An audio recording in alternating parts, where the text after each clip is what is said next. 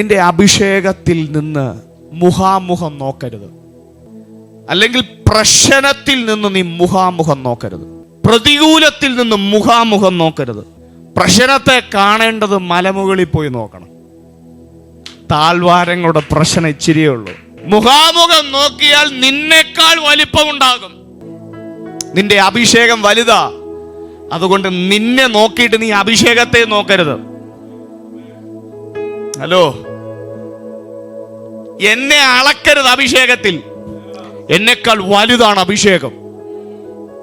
ആമേൻ. അളവ് പാത്രത്തിൽ അളന്നു കൊടുക്കുന്നതല്ല അഭിഷേകം. ആമേൻ. എത്രയൊക്കെ മനസ്സിലാവുന്നുണ്ടോ? ഇന്ന് പകൽ ദൈവത്തോട്, ഇന്ന് രാത്രി, ഇന്ന് പകൽ ഇവിടെ വെളിപ്പെട്ട വചനം നിങ്ങളെ ശരീരത്തിൽ സ്പർശിക്കും. നിങ്ങൾ അസാധാരണമായ രീതിയിൽ നിങ്ങളെ തൊടും.